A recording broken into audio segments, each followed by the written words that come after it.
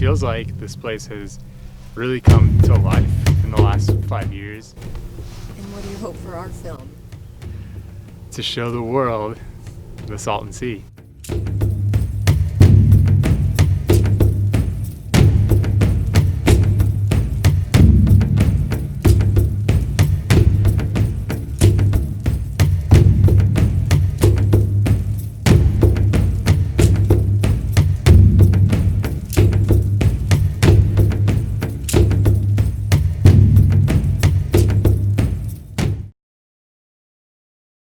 Oh, my name's Dean McAfee. I was originally born in the Los Angeles area, and my dad bought a lot here in 1955. So I grew up here fishing, swimming, water skiing, riding motorcycles and dune buggies, and having myself a good time. This used to be really a good place to live. As a kid, it's great. You know, you just do all kinds of crazy things, and you got the world at your hands. You know, it's not like the city, or you know, you can go start a bonfire, throw rocks at the train when you're a kid, and stuff. It's fun. Well, kind of in front of me and off to the left used to be a bar. We call it the Honkies because the guy was Hungarian that owned it. So when the water was up there, you could sit there and drink beer and sit on the wood porch and catch fish. And then off to the left here, that was Barco's Marina. And that had everything going for it. You could park your boat there and leave it, had slips to park your boat. That clump of dirt way over there, that was the luck of the Irish. And they finally closed the doors when the water started lapping in the front door. The Imperial Irrigation District, to keep their water allotment up, would run their excess water into the Salton Sea, so every year the water came up. Pretty soon it flooded everything out around here. That's why where we're sitting right now, you can see from the rest of the area, this is all landfill right here. When it was in its heyday, you couldn't get a place to, because of the water skiers and fishermen, and everybody was right here, camped out all day.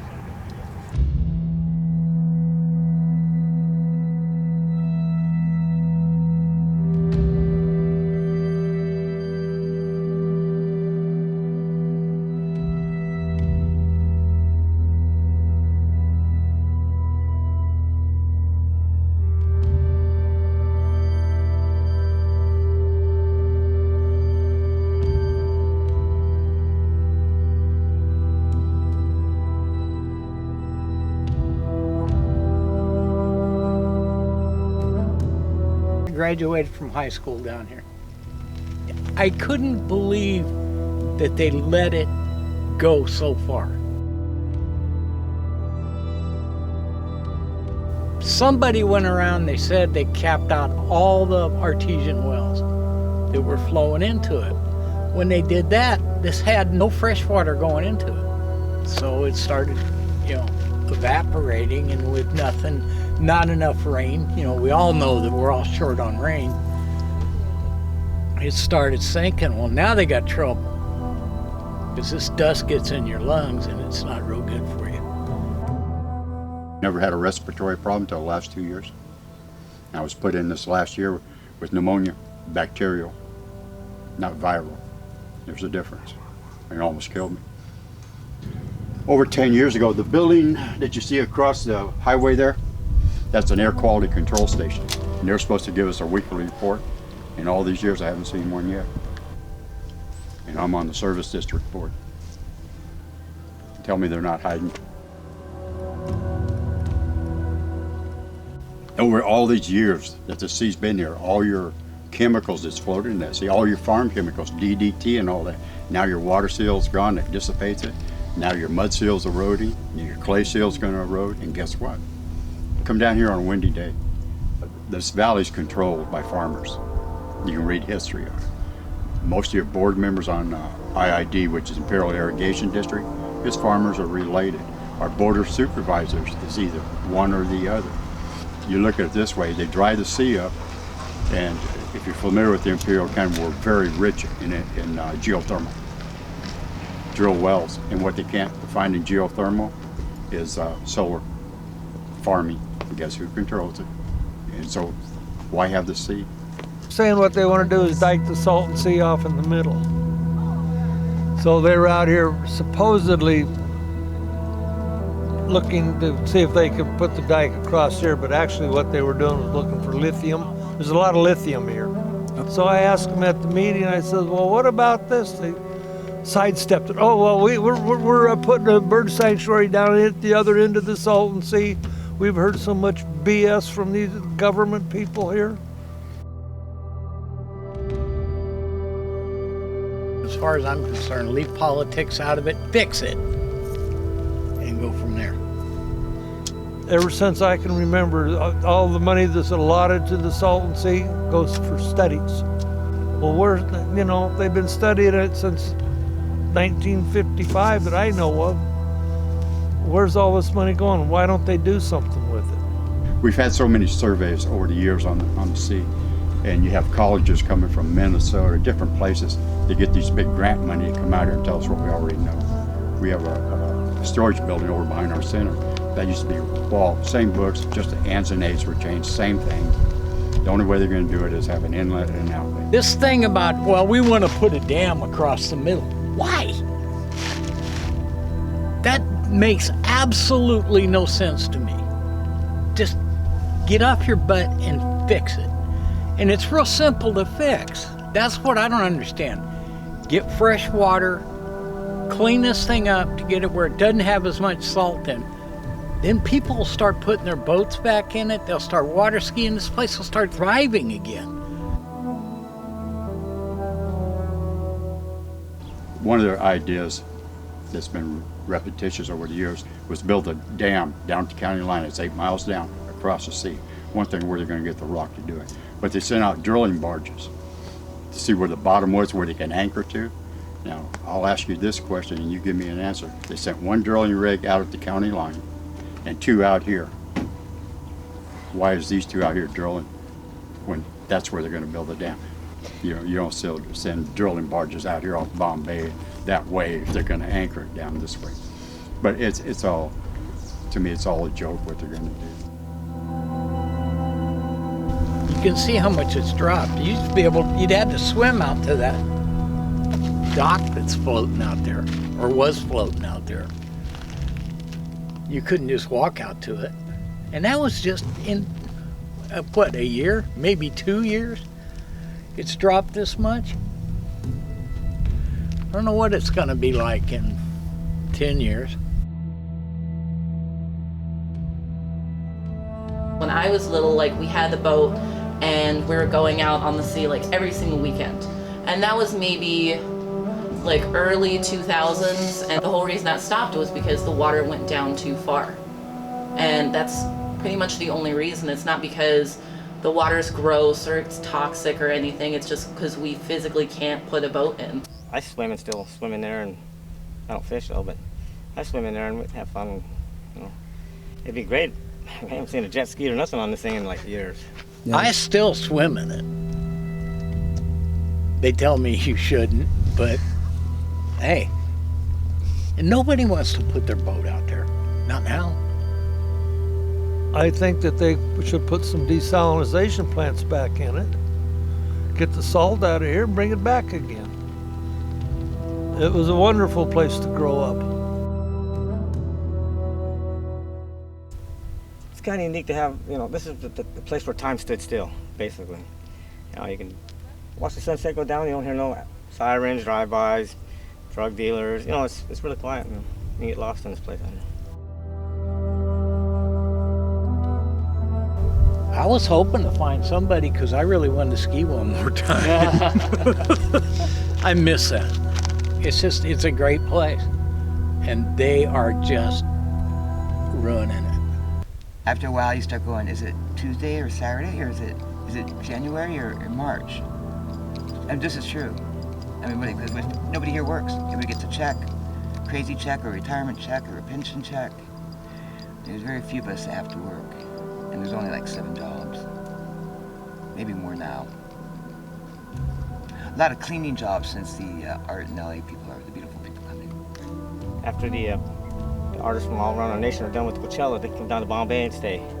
And spend a couple of days and they kind of hold their own art show. Just the notoriety of Bombay Beach, you know. And there's people all weekend long. This place is packed. It's all about that Biennale thing. I mean, even with all this publicity, they just all come pouring in, you know, right before, like, by this time, they'll start pouring in. It's going to be in March, end of March, and so then they'll pour in, they'll be here the part of April, and then I'll go away for another year. But last year we had a big issue with us and the Biennale people. So the town's kind of split, but there's about half that do agree with it and do support it, and there are about half that don't. We don't like people coming into the town, buying up all of our properties, making everything so much more expensive. People are buying up the houses. Like, I'm totally priced out now. I've been saving money, and there's no way I can buy now, because, I mean, even in this place where it's super cheap, I sold my house for like $280,000 where I lived at, and I've been here, and it's like, you know, I could have bought so many of these houses, and now I can't even afford to buy one because I'm kind of broke, and it's like, damn, I can't even buy a $20,000 house, you know, because they used to be not $20,000. That's a lot of money when you have no money. So we're not, say, like, anti-tourist.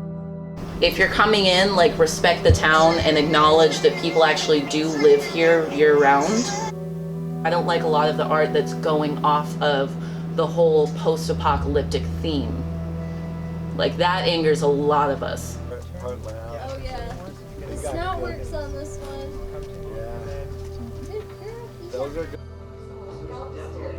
Like, my main things that I really hate is seeing people drive in and they just kind of like drive around the town and then they leave.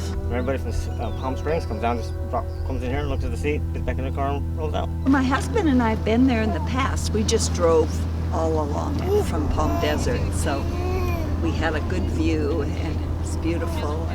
Yeah.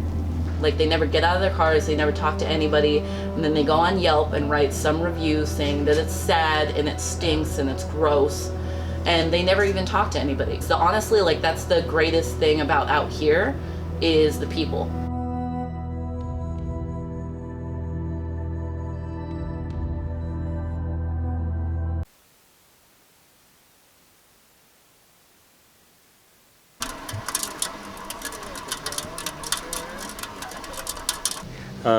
For a long time, we didn't advertise at all.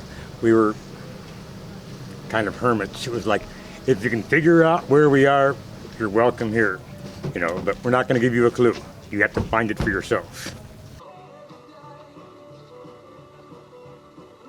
We still have the 12-foot high seesaw, which is, you know, a big attraction. Yes, I like that one. I hear screams every day. Yes, gladdens my heart. Yeah.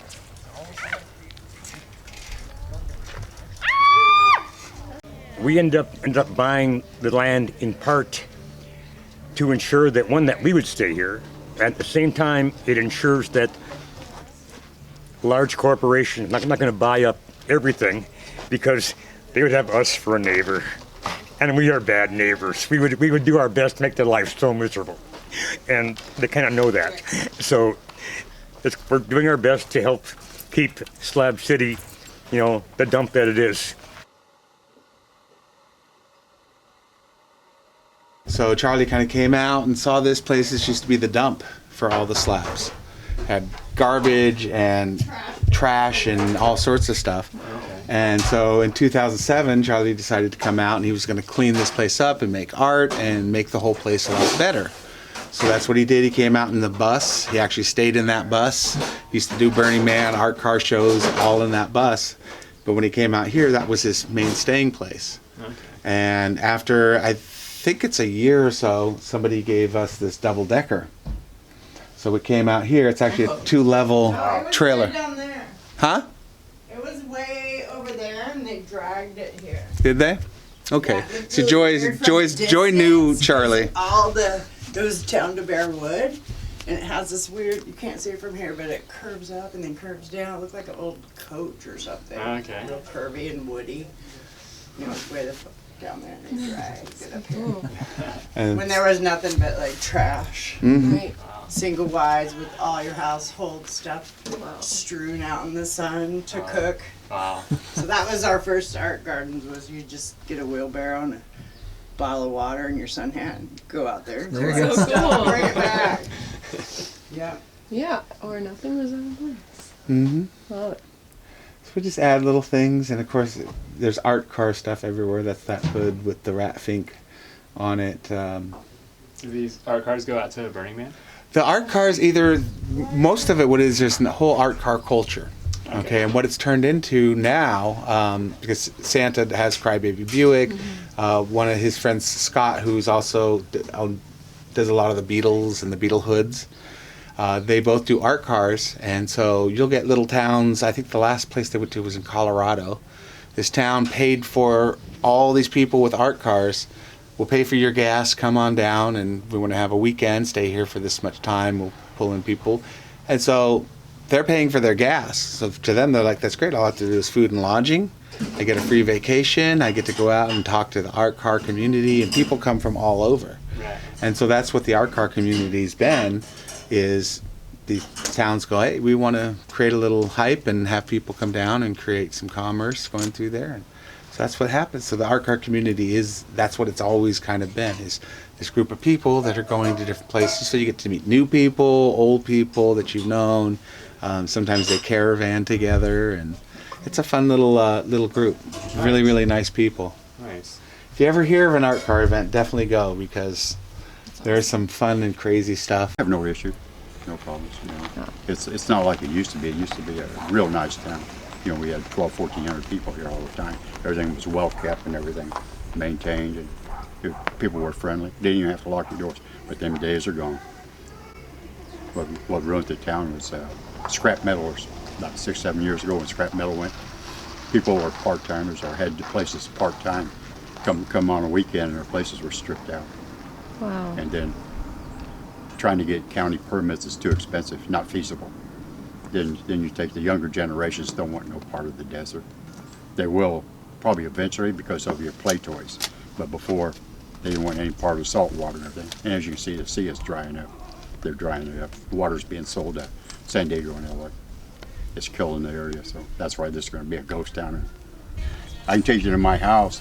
I can dust my furniture this morning, go down there this evening, and it's a white, gray, brownish dust. It goes through anything. It's micro. We've had so many surveys over the years on the sea, and you have colleges coming from Minnesota, different places. They get these big grant money to come out here and tell us what we already know. We have a storage building over behind our center. That used to be wall, same books, just the ands and aids were changed, same thing. The only way they're going to do it is have an inlet and an outlet. It's hard to bring something back to life once it's dead. You know, it's just too hard. And I can never go back to the city life. You know, it's quiet. Everybody knows everybody. We know who to stay away from. So I like it. A lot of people's on fixed income. It's ideal if you still find a place in Bombay to live. It's cheap. They couldn't afford to go to the city and live. Now it's your cost of your rents now. You couldn't, what, 1-bedroom apartments over $1,000 a month just by itself. And you take a lot of these senior citizens, their fixed income is only like $600 or $700 a month if they're lucky. So yeah, but me, I enjoy it here.